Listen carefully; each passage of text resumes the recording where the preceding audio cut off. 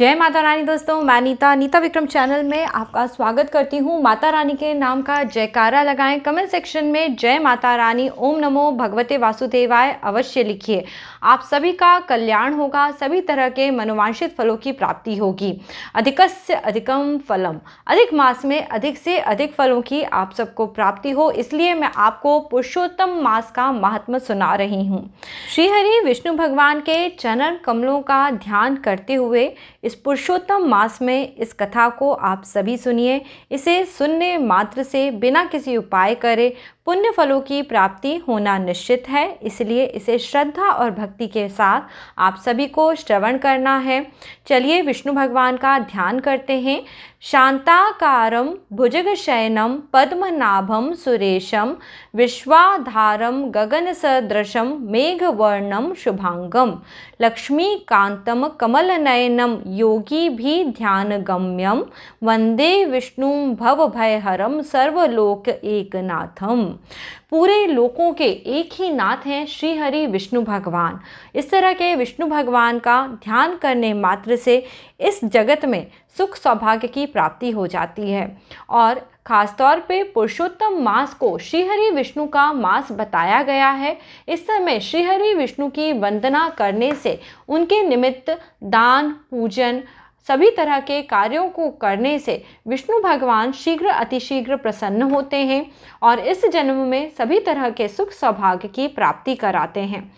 दोस्तों, प्रत्येक 3 वर्ष में एक बार अधिक मास का महीना आता है। इस समय श्री हरि विष्णु के निमित्त पूजा पाठ, अर्चन, व्रत, जप, तप, दान करने से मनुष्य के शरीर की शुद्धि होती है, मन अथवा आत्मा की भी शुद्धि होती है और संतुलन होने से आपके जीवन में सौभाग्य का उदय होता है।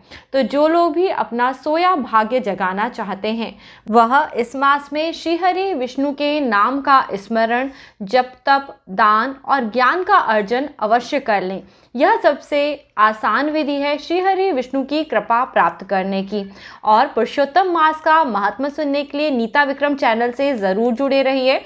यदि अभी तक आपने नीता विक्रम चैनल सब्सक्राइब नहीं करा है तो वीडियो के नीचे बने हुए लाल रंग के सब्सक्राइब के बटन को दबाइए और नीता विक्रम चैनल सब्सक्राइब करिए।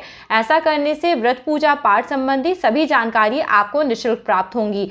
आज का वीडियो यदि आपको पसंद आता है तो इसे अपने परिवार मित्रों के साथ अधिक से अधिक शेयर करिए, इससे आपको धर्म का लाभ होगा। दोस्तों, अब हम पुरुषोत्तम मास महात्म्य की कथा का अध्याय 2 शुरू करते हैं। कल की कथा के अंत में सूत जी ने शुकदेव भगवान जी के दर्शन प्राप्त करे हैं एवं राजा परीक्षित भी वही हैं और वह सभी शुकदेव जी के मुख से कथा का श्रवण करने वाले हैं। अब हम अध्याय 2 की शुरुआत कर रहे हैं।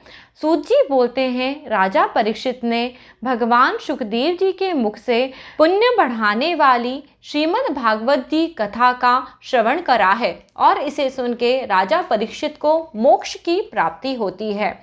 इसी प्रकार सूत जी बोलते हैं, मैंने वहाँ पे यह सब चीज़ें देखी हैं। अब जब मैं यहाँ आया हूँ तब आप हजारों ब्राह्मणों को देख के जो यहाँ यज्ञ करने के लिए आए हैं कृतार्थ हो रहा हूँ। सभी ब्राह्मण अथवा ऋषि सूत जी से बोलते हैं, अब आप कृपा करके कृष्ण द्वैपायन भगवान के मुख से मनुष्यों के कल्याण के लिए जो कथा आपने सुनी है वह भी हमें सुनाएं। सूत जी बोलते हैं, एक समय नारद जी नर नारायण के आश्रम में गए थे। यह आश्रम कई तपस्वियों, सिद्धियों व देवताओं से युक्त था। यहाँ बैर, बहेड़ा, आंवला, बेल, आम, आमड़ा, केत, जामुन, कदम आदि के कल्याणकारी वृक्ष लगे हुए थे। यहाँ भगवान विष्णु के चरण कमलों से निकली हुई गंगा अलकनंदा भी हैं। इस प्रकार से नर नारायण के आश्रम में नारद मुनि को यहाँ महामुनि नारायण दिखते हैं। वह उन्हें नमस्कार करते हैं। अब नारद जी नारायण मुनि के मुख का वर्णन करते हुए बताते हैं, उनका मुख पर ब्रह्म की चिंता में लगा हुआ है। उनका मन अति पवित्र प्रतीत होता है। जितेंद्रिय, काम क्रोध को छोड़े हुए, क्षत्रियों को जीते हुए उनके मुख पे अलग तरह की ही चमक और प्रभा चमक रही है, जैसी कि देवताओं के मुख पे होती है। तपस्वी नारायण जी को साष्टांग दंडवत प्रणाम करके उनसे हाथ जोड़कर नारद मुनि वहां पे उनकी स्तुति करने लगते हैं। नारद जी बोलते हैं, हे देव देव, हे जगन्नाथ, हे कृपा के सागर, हे सत्यपते, आप सत्यव्रत हैं, आप त्रिसत्य हैं, सत्य आत्मा है और सत्य संभव है। क्योंकि ईश्वर ही सत्य है, इसलिए इस प्रकार कहते हुए नारद जी उनको प्रणाम करते हैं, नमस्कार करते हैं और कहते हैं, अब मैं आपकी शरण में आया हूँ। एवं नारायण ऋषि के तप का वर्णन करते हुए नारद जी कहते हैं, हे प्रभु, आप बहुत ही कठोर तप करते हैं, जिसके कारण मनुष्यों को पुण्यफल की प्राप्ति होती है। आप यदि तपस्या न करें तो कलयुग में एक के पाप करने से ही सारी पृथ्वी डूबती है, वैसे ही एक के पुण्य करने से सारी पृथ्वी तैरती रहती है। इस बात में तनिक भी संशय नहीं है।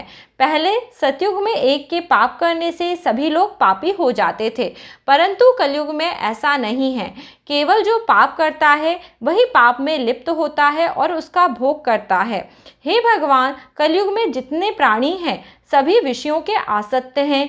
स्त्री पुरुष घर में इनका मन लगा रहता है। इसी प्रकार प्राणियों के हित की रक्षा करने के लिए विषयों को सोचकर आपके मुख से कुछ सुनने की मैं इच्छा रखता हूँ, इसलिए मैं ब्रह्मलोक से चलकर यहाँ आया हूँ। कृपया मुझ पे उपकार करिए और विष्णु जी द्वारा कहे हुए कुछ कथा वचनों को मुझे सुनाइए, जिनके सुनने मात्र से मोक्ष पद की प्राप्ति होती है, अर्थात श्री हरि विष्णु द्वारा ज्ञान की प्राप्ति होती है। अब श्री नारायण ऋषि बोले, मैं आपको इस प्रकार की कथा सुनाता हूँ और कथा सुनाने से पहले उन्हें नाना प्रकार से श्री हरि विष्णु भगवान का वंदन करा और उन्होंने उपदेश देना प्रारंभ करा। भगवान का स्वरूप क्षण भर में ही जगत को उत्पन्न करने वाला है। उनके कर्मों से हमें सब प्रकार की सफलता प्राप्त होती है। इस पृथ्वी पे ऐसा कौन है जो श्री हरि विष्णु के गुणों का वर्णन कर सकता है। हे नारद मुनि, आप भी भगवान के चरित्र का सार जानते हैं और यह भी जानते हैं कि भगवान का चरित्र वाणी द्वारा नहीं कहा जा सकता। फिर भी अद्भुत पुरुषोत्तम महात्मा आदर से कहते हैं। यह पुरुषोत्तम महात्मा दरिद्रता को दूर करता है, विधवा होने का दुख दूर करता है, नाश को दूर करता है, यश को देने वाला, सत्पुत्रों की प्राप्ति कराने वाला, मोक्ष को देने वाला है। अतः शीघ्र ही इसका प्रयोग करना चाहिए। नारद जी बोले, हे महामुने, पुरुषोत्तम नाम के कौन से देवता हैं, उनका महत्व क्या है, यह अद्भुत सा प्रतीत होता है। कृपा करके आप यह सभी बातें मुझसे विस्तार से कहिए। सूत जी बोले, श्री नारद जी का वचन सुन नारायण महामुनि ने क्षण मात्र के लिए पुरुषोत्तम में अपना मन लगाया और उनका ध्यान करते हुए बोले, पुरुषोत्तम एक मास का नाम है। इसके स्वामी दया के सागर पुरुषोत्तम ही हैं। ऋषिगण उसी को पुरुषोत्तम मास के नाम से जानते हैं। पुरुषोत्तम मास के व्रत करने से भगवान पुरुषोत्तम प्रसन्न होते हैं। नारद जी बोले, चैत्र मास आदि जो हैं वे अपने अपने स्वामी और देवताओं से युक्त है, ऐसा मैंने सुना है, परंतु इस बीच में पुरुषोत्तम मास का नाम मैंने कभी नहीं सुना। पुरुषोत्तम मास कौन सा होता है, पुरुषोत्तम मास के स्वामी कौन हैं, कृपा करके यह सभी वर्णन मुझसे कहिए। इस मास के स्वरूप का विधान और सभी बातें मुझे विस्तार से बताइए। इस मास में क्या करना चाहिए, कैसे स्नान करना है, क्या दान करना है, इस मास में जप पूजा उपवास आदि का क्या विधान है, यह सभी बातें मुझे बताइए। इस मास में ऐसे कौन से विधान हैं जिन्हें करने से देवता प्रसन्न होते हैं अथवा क्या फल देते हैं। इसके अतिरिक्त जो कुछ भी तथ्य हो वह सभी कृपा करके मुझसे कहिए। साधु सभी पे कृपा करने वाले होते हैं तो एवं बिना पूछे भी मनुष्यों के हित के लिए उन्हें उपदेश देते हैं। अब नारद मुनि पृथ्वीलोक का वर्णन करते हुए नारायण जी से कहते हैं, जो मनुष्य पृथ्वीलोक में रहते हैं वह नाना प्रकार से दुखी होते हैं। कई मनुष्य दूसरों के भाग्य को देख के दुखी होते हैं, कई दारिद्रता से पीड़ित होते हैं, कई लोग रोगी रहते हैं, किसी को पुत्र की इच्छा होती है, कोई गूंगा बहरा होता है, कोई धर्म के प्रति उदासीन होता है, कोई विद्या विहीन होता है, कोई गंदे वस्त्रों को धारण करता है, कोई नास्तिक होता है तथा कोई दूसरों की स्त्रियों पे बुरी नज़र रखता है। कई लोग दास वृत्ति को करने से दुखी रहते हैं।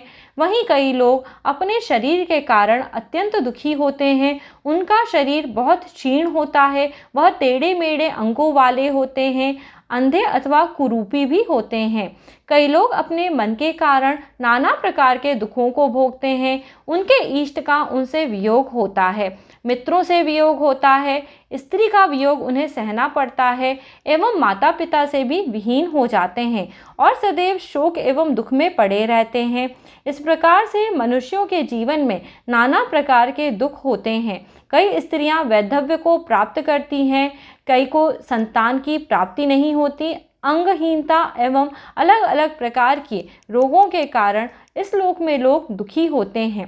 तब केवल भगवान जगन्नाथ के स्मरण मात्र से ही उनके दुख दूर होते हैं, क्योंकि श्री हरि विष्णु उन पे दया करते हैं और उनके जीवन के नाना प्रकार के दुखों को दूर करते हैं। इस प्रकार से अपने मन को प्रसन्न करने वाले सभी विषयों से ध्यान हटाकर जो श्री जगन्नाथ में और श्री हरि विष्णु में अपने ध्यान को लगाते हैं, उन्हें सर्वत्र सुखों की प्राप्ति होती है।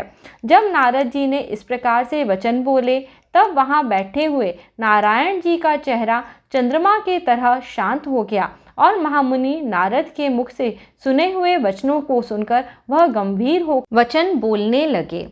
इति श्री ब्रह्म नारदीय पुरुषोत्तम मास महात्म्ये श्री नारायण नारद संवादे प्रथम विधि नाम द्वितीय अध्यायः। दोस्तों, इस प्रकार पुरुषोत्तम मास के महात्म का द्वितीय अध्याय यहीं समाप्त होता है। मंगलम भगवान विष्णु मंगलम गरुणध्वजः मंगलम पुंडरीकाक्षः मंगलायतनम हरि मूकं करोति वाचालं पंगुः लंघयते गिरिम यत कृपा तदमहं वंदे परम आनंद माधवम। इस प्रकार से श्री हरि विष्णु की कृपा जिस पे भी हो जाती है, उसके जीवन की सभी आदि व्याधि का नाश होता है। पुरुषोत्तम मास में श्री हरि विष्णु के नाम का जाप अथवा स्मरण करने मात्र से मनुष्यों का कल्याण होता है।